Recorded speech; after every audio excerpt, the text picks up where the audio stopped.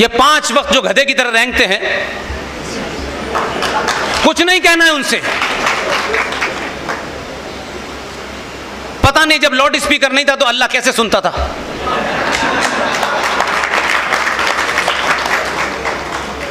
दुनिया के बहुत देशों में यह होता है, हम पढ़ते नहीं।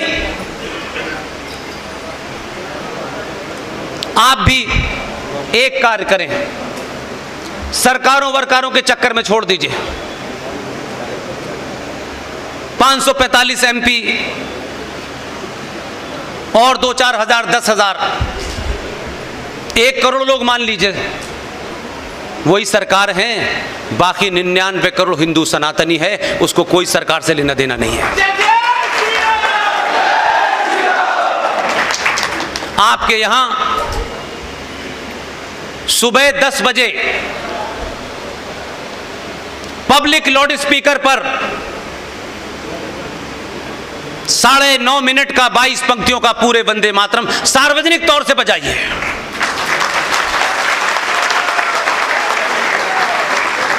शाम 5 बजे फिर बजाइए। और इस देश की एक महान गायकार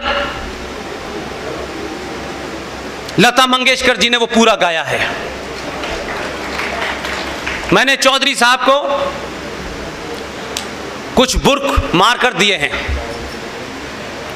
और मुहिम कैसे शुरू होनी चाहिए, आप सब लोग मुझसे ज़्यादा समझदार हैं, अपने अपने हिसाब से शुरू कर सकते हैं। अभी हम लोगों ने एक छोटा सा बुक मार्कर बनाया, हो तो दीजिएगा। और उसमें कुछ नहीं किया हमने। उसमें छत्रपति शिवाजी भी हैं, उसमें सावरकर भी हैं, उसमें महाराणा प्रताप भी हैं। ये कुल मिला के 3 तस्वीरें एक तरफ, 3 तस्वीरें एक तरफ छापी हैं। बॉम्बे में जो हमारे मित्र लोग हैं, उन्होंने हमारी उसमें मदद की। और उस बुक मार्क के अंदर हमने सिर्फ एक ही काम किया है। ये बहुत छोटा सा एक बुक मार्क बनाया है। आप किताब पढ़ते हैं, उसमें बुक मार्कर लगाते हैं। इसमें एक तरफ भगत सिंह हैं, चंद्रशेखर नहीं, सुभाष भाई हैं, सावरकर हैं। दूसरी तरफ इसमें पृथ्वीराज चौहान है, महाराणा प्रताप है और शिवाजी हैं। ये तो तस्वीरों की बात रही। इनका जन्म कब हुआ था और ये कब गए, हमने इसमें नीचे लिख दिया है। बच्चों को इनकी वीर गाथा सुनाएं। लेकिन इससे ज्यादा हमने इसमें एक नया एक्सपेरिमेंट किया है।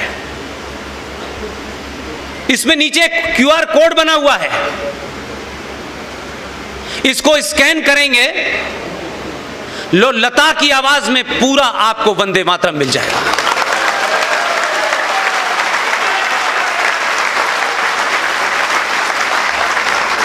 इसे स्कैन कर सकते हैं आप, स्कैन करके सुना सकते हैं।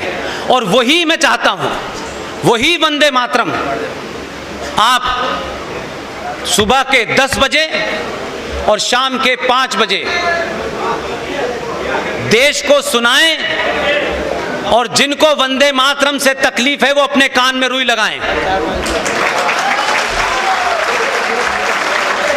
और साफ साफ कहें कि इसमें, इसके बजाने में, अरे बाद में कर दीजिए, बाद में कर दीजिए, बाद में कर दीजिए। मोबाइल उसको मोबाइल से स्कैन करके सुना दीजिएगा। इसलिए कि ये किसी मजहब, किसी धर्म का नहीं है। ये भारत की पार्लियामेंट में गाया गया है। इसे बजाने का सार्वजनिक आपको अधिकार है। इस शुरू कीजिए, फिर देखिए कि क्या होगा, और फिर जो होगा उसे देखा जाएगा।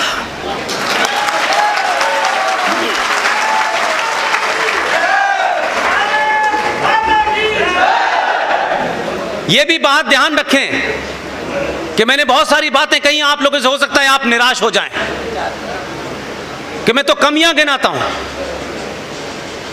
ऐसा नहीं है। आपने सारे प्रयोग करने के बाद पहली बार, मैं सिर्फ आजाद भारत की बात नहीं कर रहा हूं, मैं कम से कम 700 सालों के भारत की बात कर रहा हूं। 700 साल में आपको पहली बार यह एहसास हुआ कि आप सनातनी हिंदू पहले हैं, बाद में ब्राह्मण ठाकुर यादव हैं।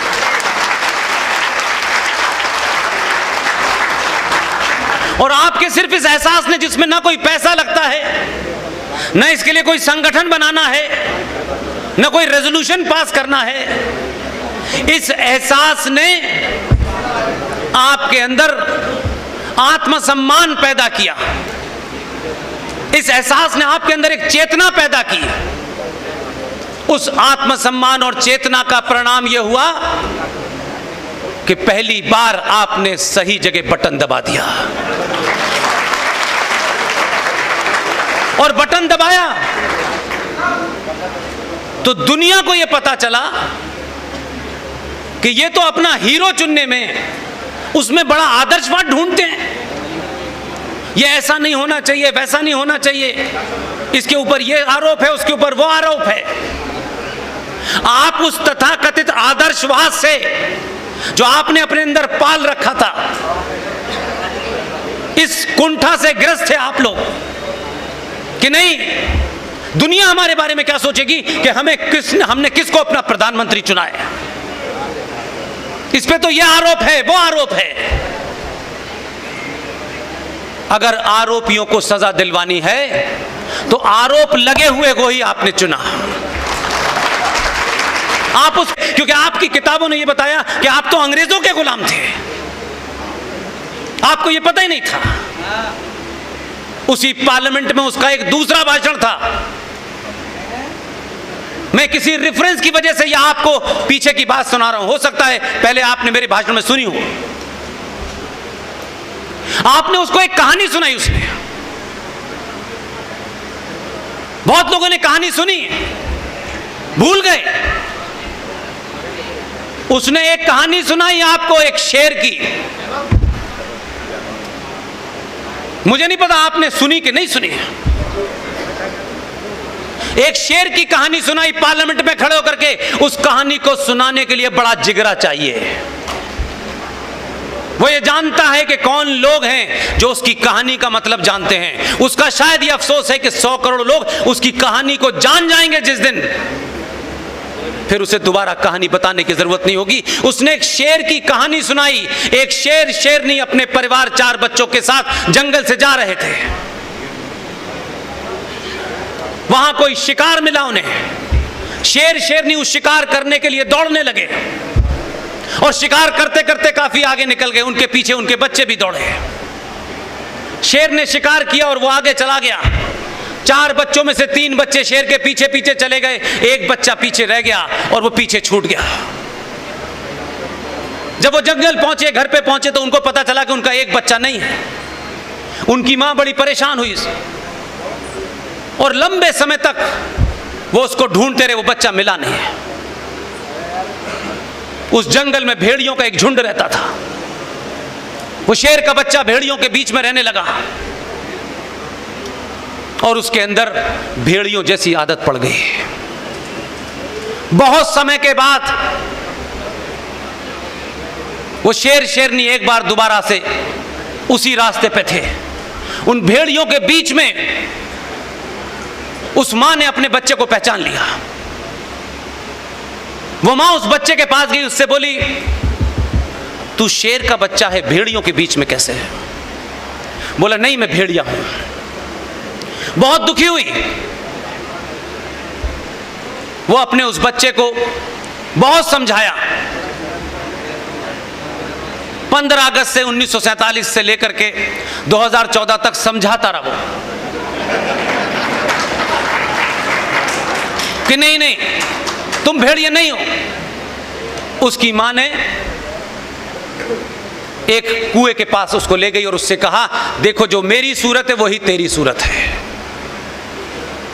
जैसे ही उसने अपनी मां की सूरत देखी, वो बच्चा शेर की तरह उसने चिंगाड़ लगाई तो उसने कहा मैं तुझे पहले ही कहती थी तू सेकुलर नहीं है।